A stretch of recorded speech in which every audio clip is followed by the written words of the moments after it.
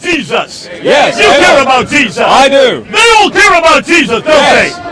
They want to know about Jesus, don't they? Indeed. But there is a problem, isn't there? Really? There is one religion that's standing against Jesus. Islam is standing against Jesus, is it not? Yes. And there's a lot in this book here, the Qur'an, that is against Jesus, is it not? Yes.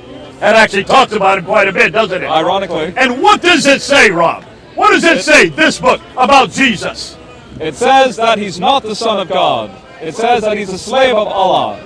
It says that whatever he does with respect to the Bible, completely antithetical. We are not the children of God. He did not come to save us. He did not atone for our sins. So hold on, everything you've said goes against Jesus, doesn't Yes. it?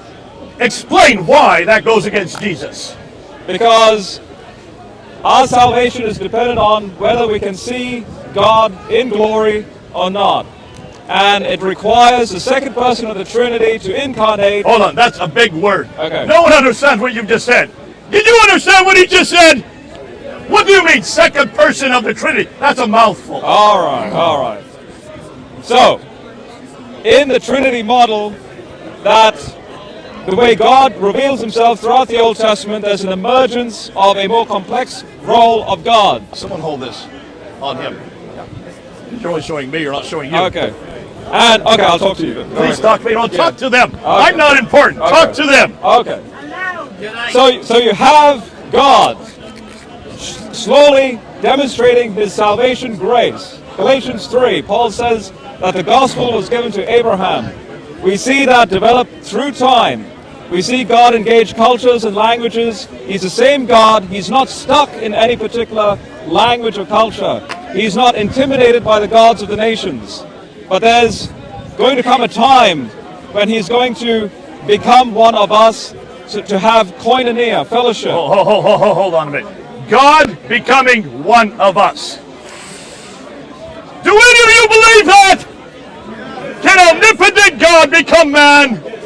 Hold on, he's no longer omnipotent, right? I've got a problem with that. Help me here. They've got a problem with that.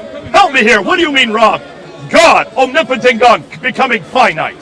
That's an oxymoron right there. Not with the common Christi hymn in Philippians 2. Watch your flag, sir. Sir, watch your flag. We got the Indian flag, my flag from home. I love the Indian flag. I'm from Hyderabad. It's all good. You're from We're both from India. Yeah. Two Indians here. We're both Indians. What Jay is asking is the Trinity ulta pulta? Ulta. Yeah. There you go. That proves he's from India. That means all mixed up. Everything is all mixed up, right? Now just have it facing all that. Oop. There you go. Don't worry, we'll cut this out. Yeah. So, Rob, that's ulta pulta is an Indian word, means Upside down, all over the place. All over the place. Yes. So you're saying it's ulta pulta? According to the Muslims. Yes, But according it's to not most people. It's not ulta pulta according to what we see in the Bible and its theology. So, let's, for example, look at Philippians 2, the Common Christi, a beautiful hymn from verse 5 down to around 11. It's all about the humility, how to model humility.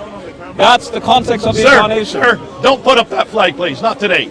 Just today, don't. Why? I don't mind you doing it over there, but You don't want my Israel. I don't want it. I don't want this to be political today. It's not political. It is political. I'd rather you wouldn't do that, sir. No, I'm here. Okay, you can do it, but don't put it in our face. I won't put it in your face. All right, go ahead. All right. The flag of Israel. So, notice that you have a model of how God's going to demonstrate his salvation in this creed. It says in verse 5, although he was in the form of God, there you go, he's already at that status. Are you following him? So here is God who takes on a form. Although he was already as Already the form God. He of has God. always been God, Yes. right? But if he has always been God, can he do anything he wants? And that's the next part. I'm jumping ahead. Evidently. The next part is, notice we have the Father and the Son in this model as having equality. So although he's in the form of God, he did not consider this equality something to steal or snatch or grasp or To take away. To take away. That's right. Which, ironically, finite divine creatures like Satan wants to do that. But the Son is already at that highest level that you can ever be, so it's illogical to go above it. So, the only direction he can go is down. Aha. And just like Allah descends down the throne, right? Allah does not descend down. Does he not? Allah has never come to earth. Doesn't it say in the No, surah? Allah is incapable of coming to earth. It says. So what does that tell you about Allah right there? Is Allah anywhere equal to our God? No. Already, our God can come to earth. Yes. Allah cannot come to earth. No. Who's got the greater God? Jesus! Already, you've just shown us a great point. Next one, go ahead. So he comes down, empties himself, becomes one of us, in order for us to experience what the early church called theosis, so we can see the Father's face. For the first time, us as a family of God, as creatures, initially a creation, Right. we would be the first creation to see the Father's face for the first time in the resurrection. No other creature has seen the Father's face except the Son. That's the point of the Christian gospel. There's the incarnation. That's the point of the gospel. For glory. All right, so you've just given the gospel message. Yes. These people have all heard it, but you've got a problem still, don't you? I still have a problem. You've got a problem with this book right here. Yes, I do. Because this book does not agree with everything you've just said. No, it does not. This book contradicts everything you've just said. Yes, it does. This book attacks everything you've just said. Yeah. This book is your problem. Yes. You've got a difficulty, don't you? Yes, I do. So give me some ideas. Show these good people. What is it about this book, the Quran, that you don't like?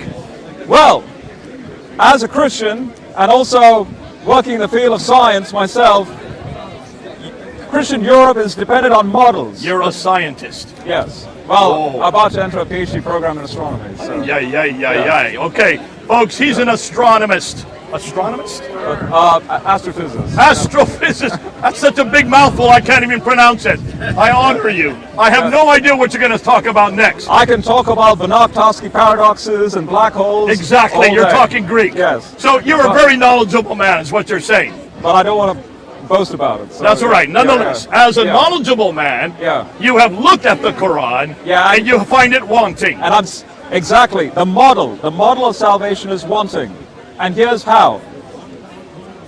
When we look at the Bible, when we look at that grand history of salvation as I described, from Adam all the way to Jesus, the salvation plan for the incarnation. When you take snapshots of all the people's resumes from Adam to Jesus, things happen to them, right? Now, the Quran... Things happen to these people. Right. These are prophets.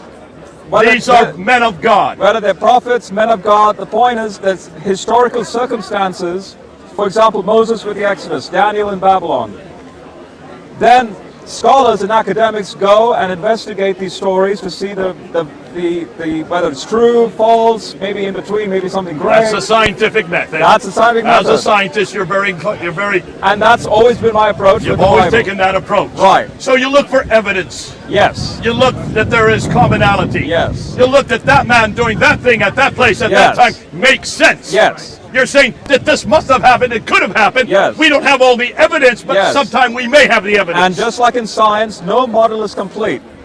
For example, Newtonian mechanics is technically very valid. It's like in a high 90% bracket when you're talking about large-scale structures of, say, physics in the universe. It's only when you're talking about high speeds and so on you need Einstein's relativity and other things. Right. So, you're starting to lose me. Okay, the point is... I'm a simple man. The point is... I know ABC, I know 1, 2, 3. Please don't go beyond that when you get to science. The point is, if you have a model that is corrosive, like the more data that you add to it that corrodes the model is faulty. Right. But if the model grows ever so slightly, right. Say, for example, geocentrism once upon a time becomes heliocentrism. Geocentrism is on the right track. It doesn't mean it's false. Are you following him? Okay, I'm trying. So now, people, just beware. He is being mic'd up. So this is all going on film. So thousands upon hundreds of thousands are going to see it online. Really, we have to be careful that they hear him. All right. So here we go. Back to, I don't even know how to say it. Centrism or whatever you were talking about. So, Earth-based measurements. Measurements. Assuming that the Earth is the center of the solar system. Center of the solar system. the math still works. Math still works. But if you went to the moon, geocentrism won't work. Geocentrism doesn't work. You need a sun-focused or centered math system right. for navigation and so on. Yeah. But the point is, the math expands the model more and more. It's in the right direction.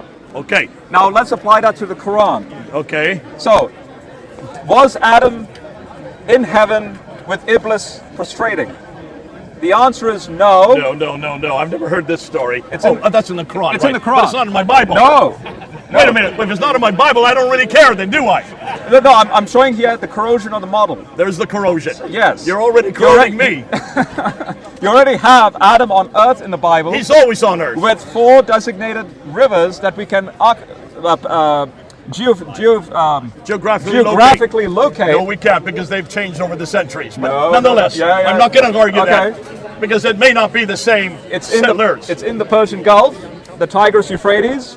We've done ground-penetrating radar to know the Pishon, Gihon rivers. I'm not going to argue with you. You know too much. Okay. Okay. So let's just say you're correct. Okay. Yes. He's correct. We'll argue. Let's All right. say you're correct. Okay. But Adam is in heaven. Right. With Iblis. No, he's not. No? No, he's not. Iblis is not told to... Adam is not in heaven. I'm sorry, but that's not the story that I know. In the Quran.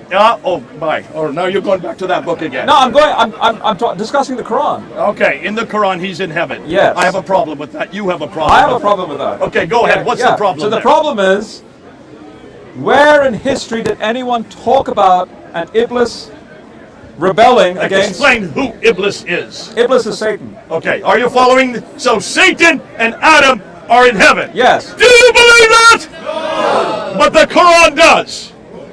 And that's what's bothering him. You don't like the Quran for saying that.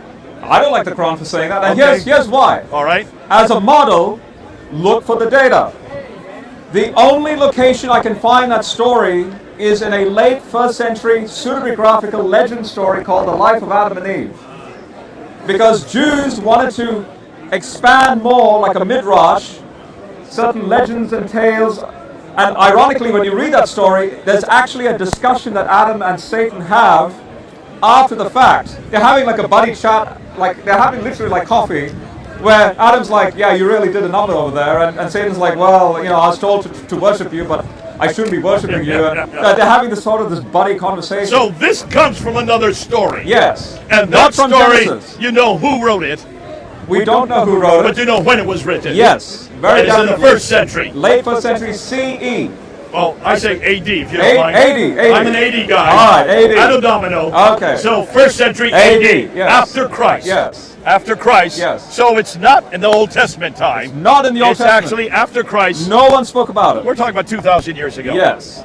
And this is a story that's well known in that part of the world. In what we call Second Temple discourse, where it was rife with legends and myths and so on that Jesus had to counter. How ironic. Isn't that ironic? Yeah. Is that against it? When Jesus comes on the scene, he's having to deal with the various Jewish factions and groups that they themselves make up all these myths.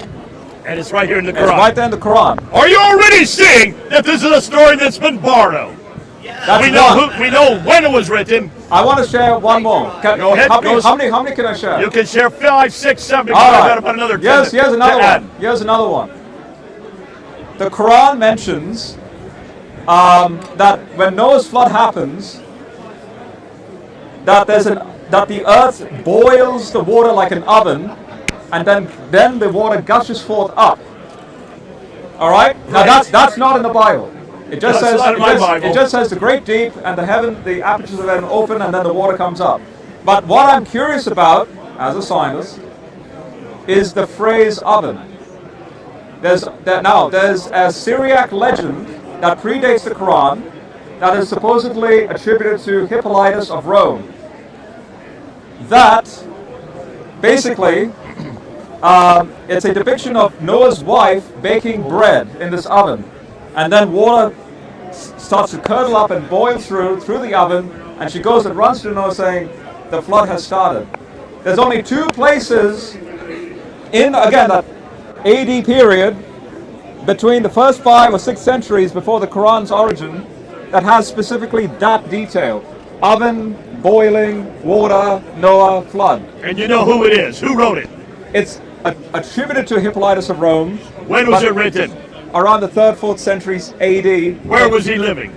No. So Hippolytus is in the 2nd, 3rd century, but this story comes a little bit later in Syriac sources, attributing it to Hippolytus. Hippolytus, okay. Yes. And we know that the Quran, the Arabic from the Quran comes from Syria. Exactly. And I'm not making this up. A paper was published in an Oxford journal literally last year on this. He translated this untranslated text, the Syriac text. It was published just last year. It's a new study that's just come out focusing on that detail. Let's look at a few others. You All ready? right. My favorite is Abraham in the fire. Abraham the fire. That's Yes. chapter 21 of the Quran. Right. And a few other places as well. Before he gets in the fire, he goes into the Masjid al-Haram. Right. What does that mean in Arabic? The Forbidden place of bowing. Okay. Forbidden place of bowing is what it means in Arabic. I'm thinking about Urfa, where there's a whole like a cave of Abraham, and where he's born and where he's saved. And I'm talking about the Masjid al-Haram because it predates what you're saying. Okay. So if you look at the beginning of the story, Yeah. he goes into Masjid al-Haram, he takes a large idol and destroys all the smaller And idols. puts the axe in the biggest idol's hand. That's right. Yes. Next morning when the people wake up, they see the broken And he idol. asks who Who did it? Yes. Ask the idol, right? Now what's interesting is, this is before he's called Abraham in the Bible, right? Like not that story is in the Bible, but he's called Abram in the Bible before the covenant declaration Abraham. So it should be Abram, is what he should be Abram. called in the Quran. Right. Because this predates that, if it really happened. Right. But one of the people. First of all, where is the Masjid al-Haram? Do you know? It's in Mecca.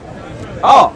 Was Abraham ever in Mecca, folks? No. Did Abraham ever go to Mecca? No. Did he ever go into the Masjid al-Haram? No. Did he rebuild it? No. Did he break idols there? No. So can you see point after point after point, you've got a problem. Because where did Abraham live? In Ur of the Chaldeans. Well, but after that, where did he live? Canaan, and then Egypt. And then Canaan, how far north is Canaan from Mecca?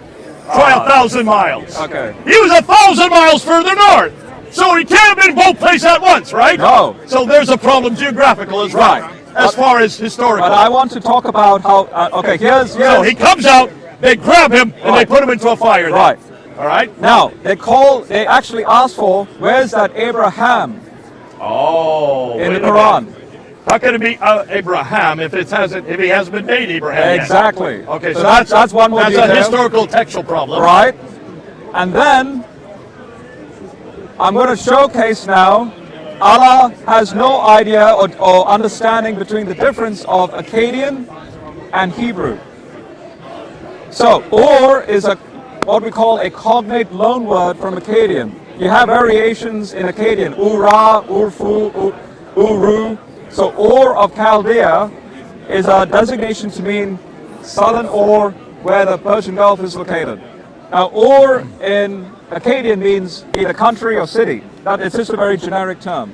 In fact, ironically, Stephen in Acts 7 gets it correct because he's relying on the Septuagint that translates Ur as country. So the country of the Mesopotamians. Now where that fire, the fire of the Chaldean myth comes from, is because of people doing what's called a phonetic fallacy. So for example, yam in English is a food, but yam in Hebrew is water. Obviously I don't mean the same thing, phonetically speaking. They're two different words. So this is a mistaken word. This is a wrong interpretation of a word that you can see phonetically. Should be this, but it's that. Exactly, but it emerges again basically in the early 2nd century, all the way to specifically Jerome's Latin Vulgate. Give the date for that. 4th century. 4th century. So we're still before Islam. Yes, and also you have. It's a bit more detailed. Basically, Zoroastrian myths in Greek writing that seem to converge with Midrash, Genesis, Rabbah, Midrash stuff in the rabbinic period, still before Islam. Now, the point is, someone like Jerome, God bless him, I love Jerome, but he still went out of his way to defend Or equals fire because he assumed the Hebrew word Or there as fire. Now here's my, as a scientist, here's the litmus test how I would know if Allah was actually the true God or not. Just with this simple example. You know how Muslims say that the Quran is a miracle? He's illiterate. Right. He's illiterate. How can he write such beautiful poetry? Right. Things that no man could have ever thought. Now, we only discovered cuneiform writings in the 1800s. Right.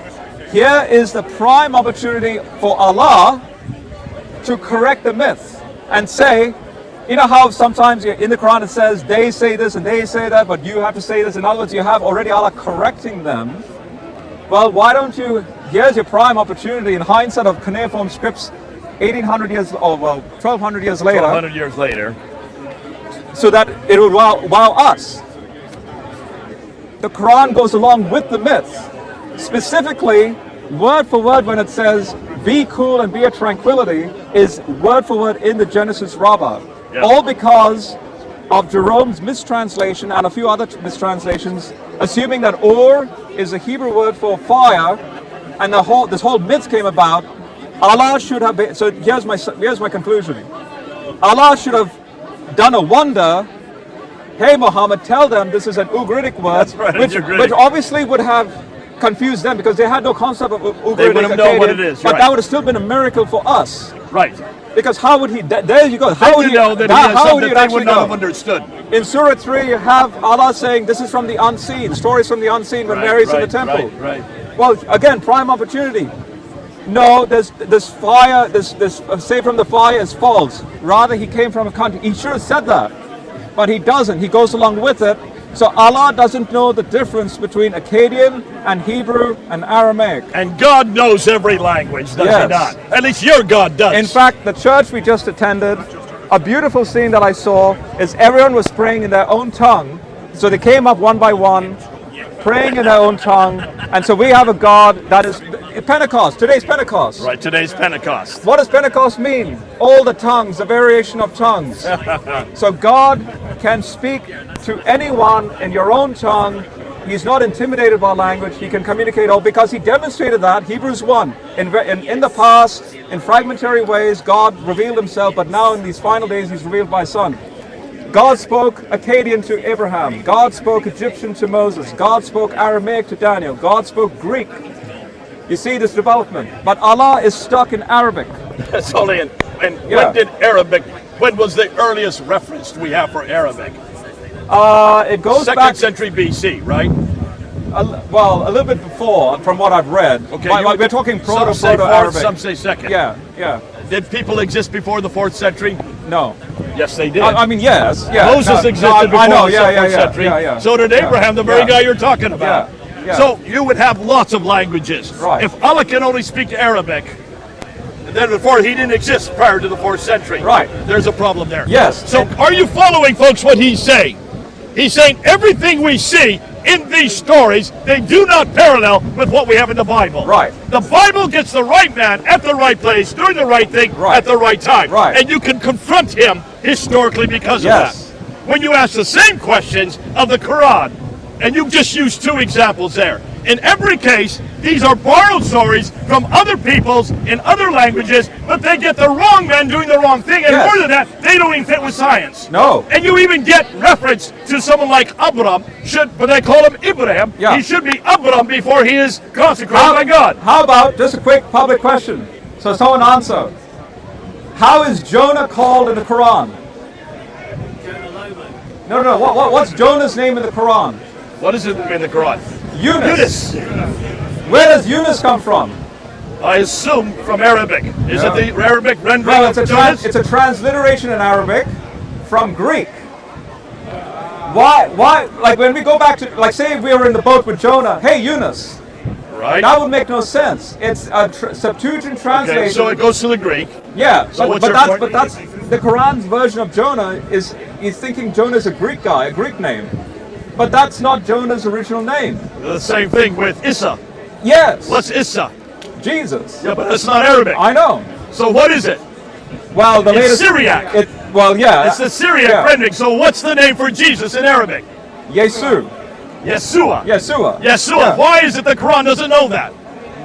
Or whoever wrote the Quran doesn't know that? Or why did not Allah of the Quran, if he gave it down, if he sent it down to a man named Muhammad, why did he not make that distinction? What about the Sephardic scripts that have been recently discovered, Isa being a ransomer deity, that ironically now I can argue to Muslims, you have the ransomware throughout the Quran and it's in their face and they don't even see it. They don't even see it because they don't know that language. Yes. Oh, I'm sorry. Even Allah doesn't know that language. Folks, can you see why he's done this? As a scientist, he's looking for scientific pinpoints. Yes. And you're looking for little tent pegs. Yes. That say, this makes sense in that time, with that people, and that language. Yes. In the case of the Bible, have you found any error like this? No. And how many years have we been asking this question of the Right. Bible? Since the 1800s. Since the 1800s. In Germany, they asked this very question, did they not? They In this yes. University of Yeah. Tübingen, Yeah. this was called textual criticism, Yes. this was called redacted criticism, this is called source criticism. And praise God for that, because the Bible is not afraid, or in this case, if I'm be investigated. anthropomorphizing the Bible, praise God, we have now the last century worth of biblical critical scholarship, because then the discoveries that came out, things like the Dead Sea Scrolls and so on, and all the, like Egyptology is, in fact, here's another example. Let's go into Egyptology. The Pharaoh drowning. Right. Egyptology as a field has ripened only in the last 50 years. I have a very good friend, he's Canadian, he's an Egyptologist from Liverpool. Give that name one more time. Egyptologist. Do you know what that word means, anybody? How do you spell it? Egyptologist. Oh, Egyptologist. Egyptologist. Oh, you Australians, you don't know how to speak English.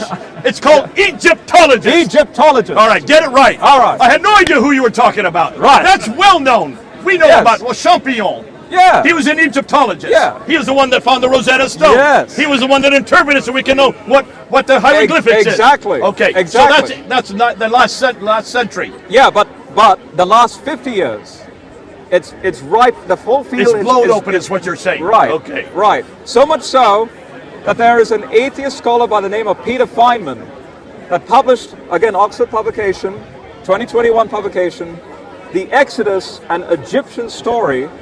And in that book, he's an Egyptologist.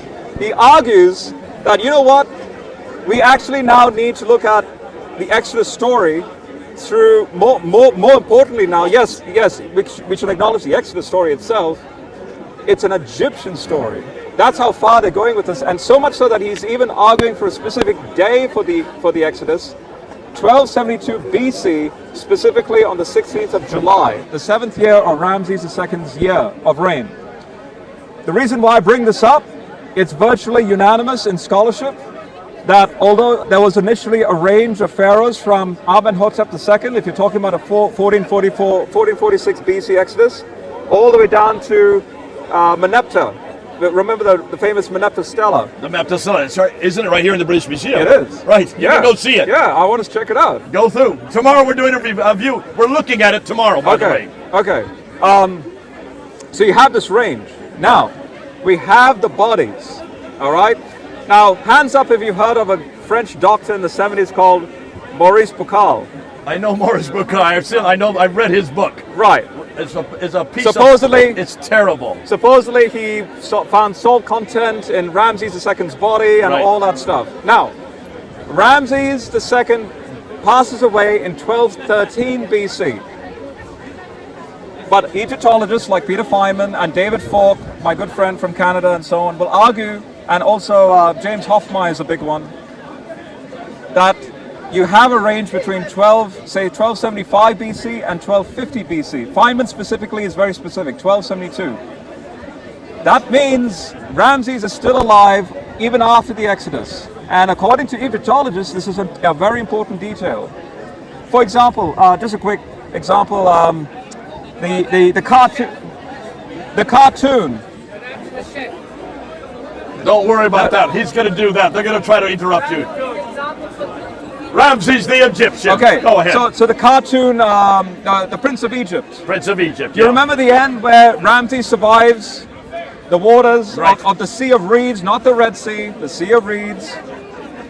That cartoon again is based on the fact that it's a consensus that the Pharaoh survived, and his long life into his 90s, where he died hunchback with they believe it a really bad infection in his tooth.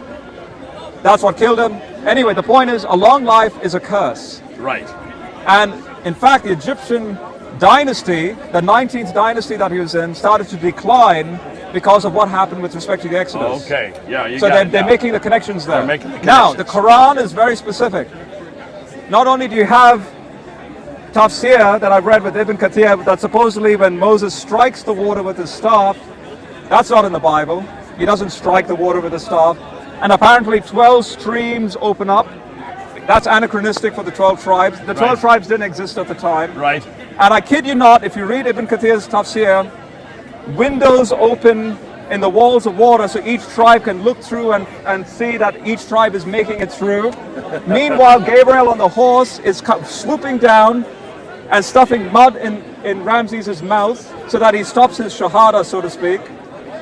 And then his body is washed up, it doesn't say where, as a sign to the Israelites that he has passed away. Yeah. So, the Pharaoh drowned very explicitly in the Quran. If the Pharaoh did not drown, if it was Ramses II, and if he did not drown as described in the Quran, Allah has made a big fubar.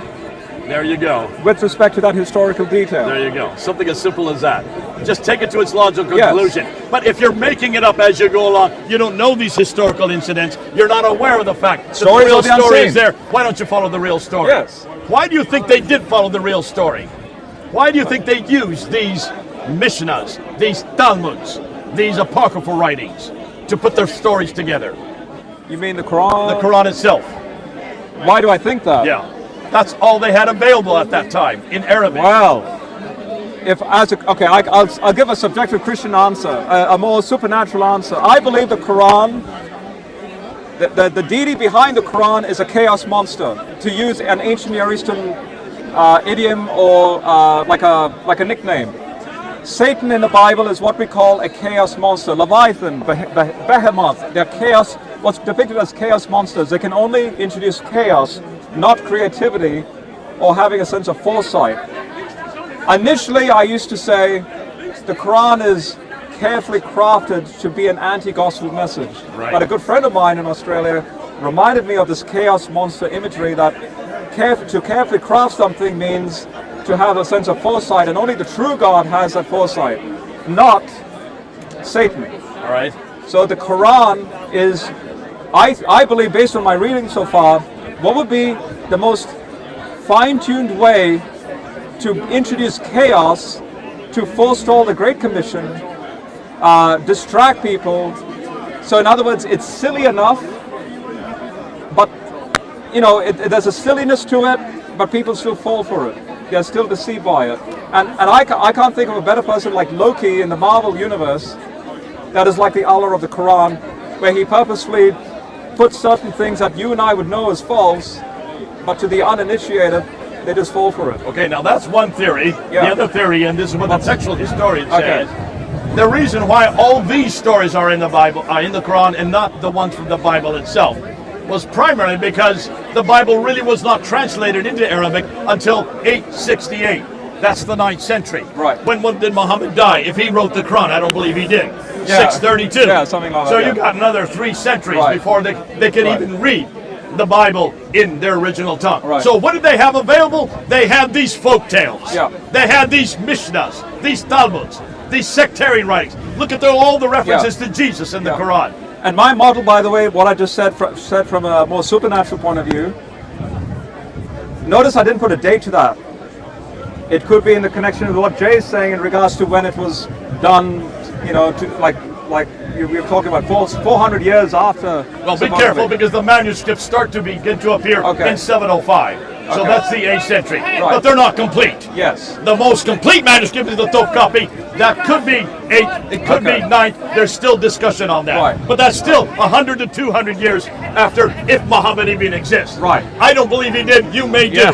But we're not going to argue that I'm right on now. the fence. Okay. I'm starting to be convinced that he may not have. We'll get you off the fence pretty quick. Now, let's wrap this up. Okay. So basically what you're saying is, when you look at these stories in the Quran, if only the author of the Quran, you might believe it's Muhammad, I don't believe it had anything to do with Muhammad. I think it was probably a committee that put it together over a period of probably 100, 200, maybe even 300 years. Whoever was the people that put it together, they didn't have access to the Bible, did they? No. Which is the most accurate account for all these events. But yet, ironically, it says, go to the Torah and Injil. Now what's the Torah and the Injil? Well, I'm arguing it's the first 5 centuries of what it assumes to be the Torah, but rather rabbinic Talmudic text. What There you assumes go. to be the Injil is the apocryphal Gnostic text.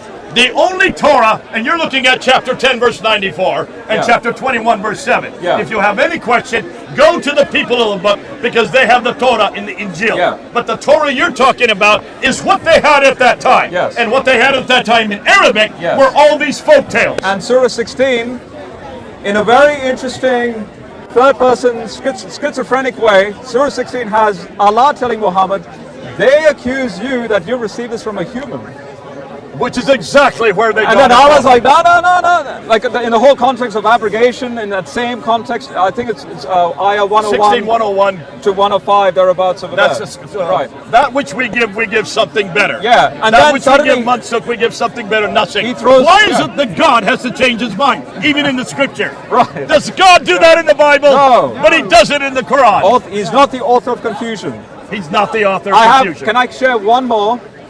You want to hear one more? Yes, I want to hear one more. Go Okay, ahead. one more from a scientific context. In Surah 9, you have Allah, I forget the ayah, but you'll have to go into Surah 9. I think it's halfway through Surah 9. You have Allah saying, I've created 12 months. Do not add an extra month. Are you familiar with that one? I am. Where are you going to go with this? Okay, here's the irony. If you're following what's called a lunar calendar of either 354 days, or sometimes it can extend to 364 days if you're trying to combine what's called a luni-solar calendar. The point is, well before, the 6th, 7th century, so to speak, you already have an get my Bible out of intercalation there. month Out of that. to accommodate 365 days. How interesting that you have Allah saying that it's superstitious to add that intercalated month, that everyone before, the Greeks, even the Christians, even Qumran Jews before Jesus, to make sure that time is in a regular manner, because they knew 365. Enoch's age gives you that clue that they knew of 365 days in a year. But Allah goes, no, that's superstitious. Don't do that. And now we have, Ramadan and all these It keeps months moving up about 11 days a year. that Yeah. follows a lunar calendar, and Lunar it's totally calendar. out of sync. Totally out of sync. Why is Allah saying that at the Big Bang there's 12 months in a year with respect to 30 days per month? That makes no sense. Allah doesn't know. Okay, let me say this. Allah doesn't know that when the moon formed 4.4 billion years ago, Earth's rotation rate was 2.5 hours per day. Yeah, you're getting really technical now. I think you're losing some people. Wait, but this will Keep make- it simple. this will make a We point. all have 8th grade education here. Okay. That's all we're good with. Earth originally, this is now what the science says. I could have a debate with Allah right now about this. You'd win it. From everything you've said right now, you'd win it. He's got so many things wrong. How many things have you got wrong? I know you want to finish stuff. Yeah. Go ahead, finish it. Okay, let me just word vomit the science. It's recorded. You can check me out on this. Earth initially, the proto-Earth, was slightly larger than our present Earth. We have a rogue planet. So Earth, okay, let me give the age of the No, Earth. you've got to finish this. Okay, all right, okay. Finish what you're saying. All right, okay. We don't want another one. Okay, the point is, the Earth-Moon dynamical system, as the Moon spirals away after that collision event, it acts as a gravitational block that slows down Earth's rotation. So in Australia, we have the Great Barrier Reef. When we look at the Great Barrier Reef, 200 million years ago, it was around 21 hours in the day. Now it's 24 hours, and a couple 100 million years from now, it'll be 25 hours. But Allah says it's exactly 12 months, 30 days Yeah, per he's month. got that wrong again. Back at the start, he should have known better. Should have known if he was Allah.